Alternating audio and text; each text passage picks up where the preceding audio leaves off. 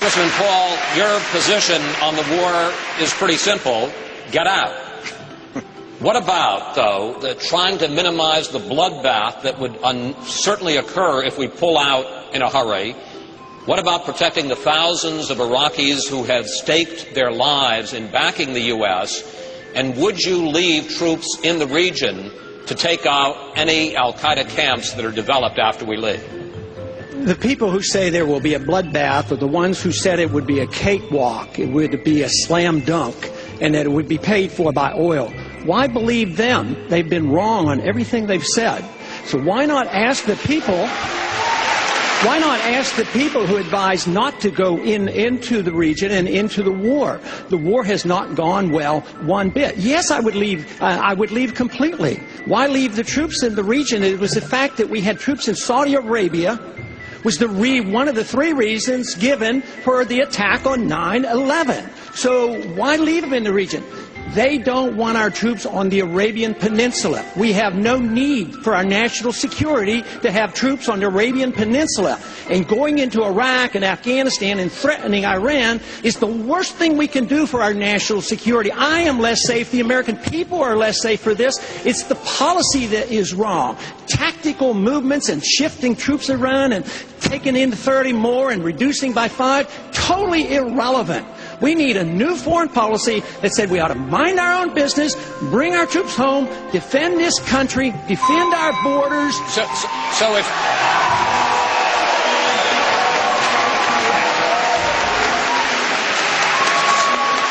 So Congressman Paul, and I'd like you to take 30 seconds to answer this. You're basically saying that we should take our marching orders from al-Qaeda. If they want us off the Arabian Peninsula, we should leave? No.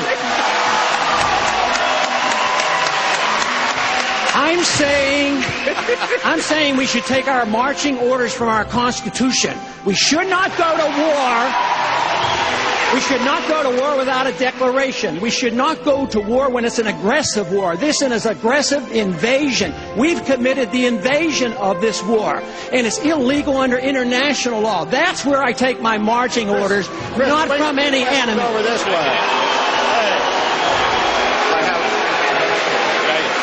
But, you know, when you think about it, if you measured everything I've ever said, every vote I've ever taken against the Constitution, you know, I'm a strict constitutionalist. Are you suggesting the Republicans should write me off because I'm a strict constitutionalist? I'm the most conservative member here. I have voted, you know, against more spending and wasting government than anybody else. So you're suggesting that I'm not electable and the Republicans don't want me because I'm a strict fiscal conservative? Because I believe in civil liberties? Why should we not be defending civil liberties? And why should we not be talking about foreign policy that used to be the part of the Republican Party? Mr. Republican Robert Taft didn't even want us to be in NATO. And you're saying now that we have to continue to borrow money from China to finance this empire that we can't afford? Let me see if I get this right. We need to borrow $10 billion from China, and then we give it to Bashar, who's a military dictator who overthrew an elected government, and then we go to war, we lose all these lives promoting democracy in Iraq. I mean, what's going on here?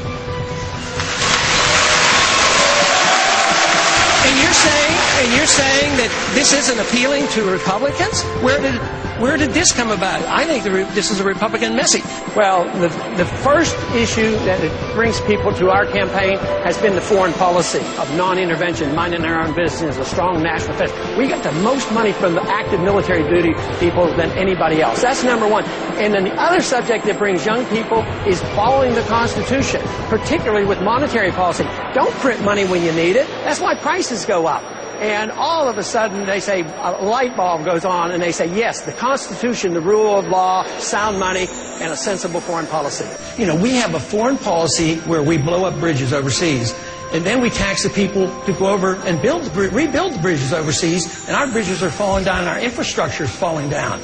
So, yes, this money should be spent back here at home. We have $1 trillion foreign operation to operate our empire. That's where the money is. You can't keep borrowing from China. You can't keep printing the money. We have to cut some spending. That's what nobody here talks about. Where do you cut spending if you want to spend some money? We need lower taxes, less regulations, and we need to free up the market. We can't allow expect the government to do everything. We have to have faith and confidence that the market works, but you can't do any of that unless you look at the monetary system. If you agree with Senator McCain's statement that the United States might need to have U.S. troops in Iraq for as long as even 100 years. I don't even think they should have gone. So keeping them for 100 years, where's the money going to come from? You know, the country's in bankruptcy, and when I listen to this argument, I mean, I find it rather silly because they're arguing technicalities of a policy they both agree with. They agreed going in, they agreed for staying how many years, and these are technicalities. We should be debating foreign policy, whether we should have interventionism or non-interventionism, whether we should be defending this country or whether we should be the policemen of the world, whether we should be, running our empire or not, and how are we going to have guns and butter. You know, the 70s were horrible because we paid for the guns and butters of the 60s. Now we're doing the same thing, and nobody even seems to care. The dollar's crashing, and you're talking about these technicalities about who said what, when. I mean,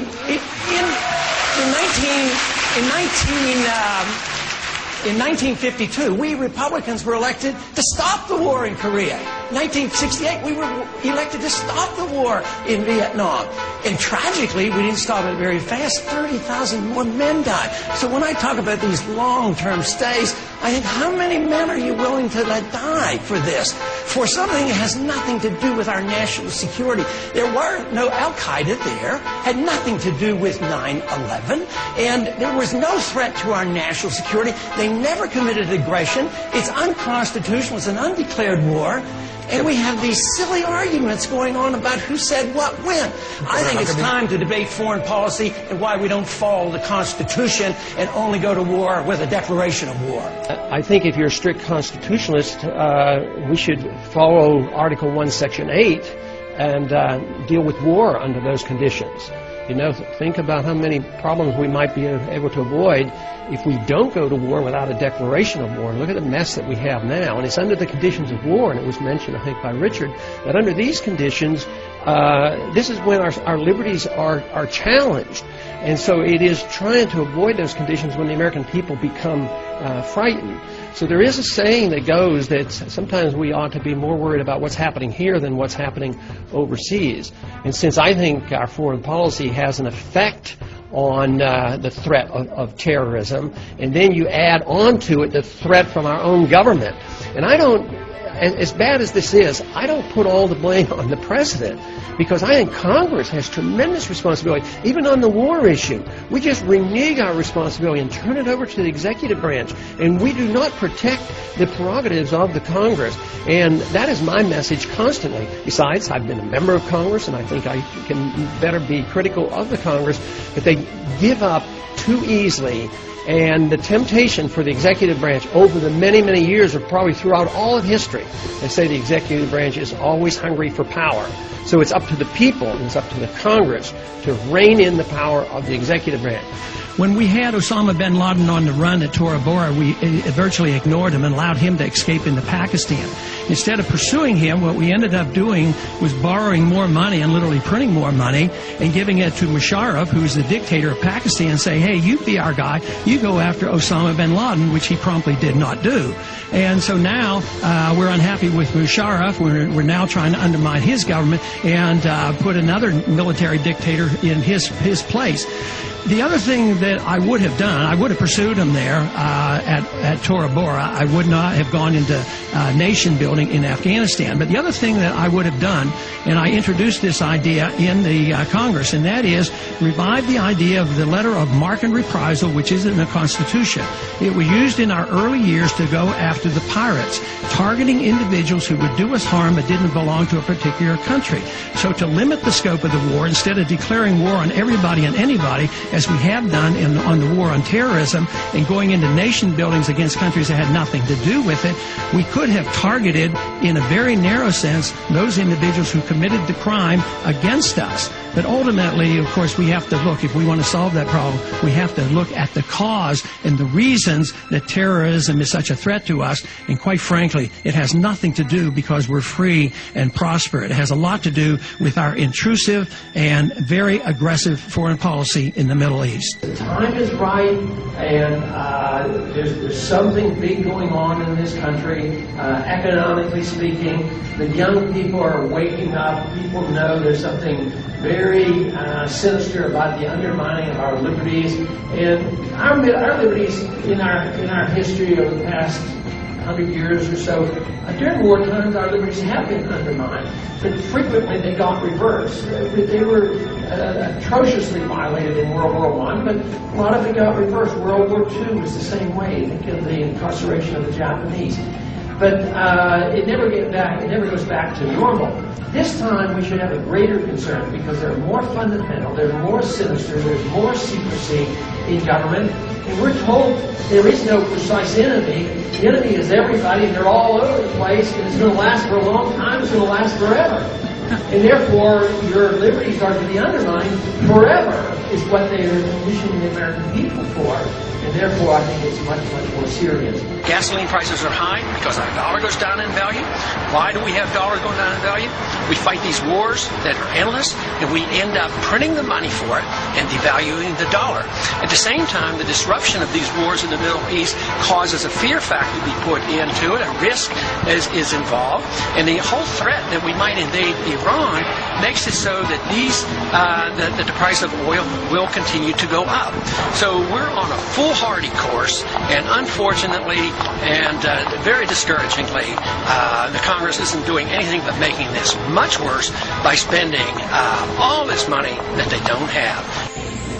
He wants to pull out of Iraq, end the war on drugs, and abolish the income tax. Republican presidential hopeful Ron Paul is not what you would seem to be your typical Republican candidate. I want to ask you about some of the issues. There's one thing I wanted to get clear on here, because I've read a lot of your interviews, and I haven't really gotten myself clear on this. Your foreign policy, you want to pull out of Iraq, but not only that, you want to bring U.S. troops home from everywhere around the world. Korea, Japan, Germany. You also have said in interviews you don't think that there's any chance that Iran would ever attack Israel. What do you do as far as foreign policy?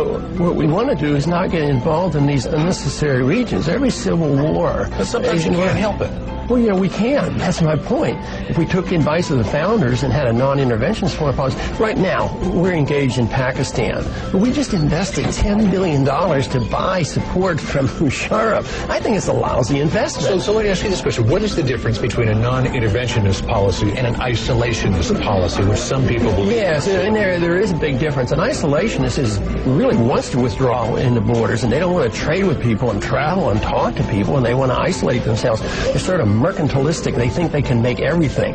See, this whole notion that we have to be absolutely energy independent is sort of an old-fashioned notion. That Japan is never going to be energy independent. You know, they import oil because they don't have anything. So in the modern age of economic understanding is you don't need to withdraw yourself.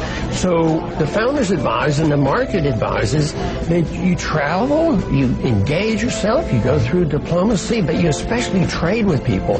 For instance, we've done ourselves a great deal of harm by not talking and trading with Cuba. I mean, the Canadians trade with Cuba, but American citizens don't even have the right to go to Cuba. Yeah, there are a lot of people who wonder how you could engage with North Korea and China and and we talk with the Soviets, you know, and so it doesn't make any sense that we're so intimidated and so frightened that we won't even talk to the Cubans, and they're not going to attack us.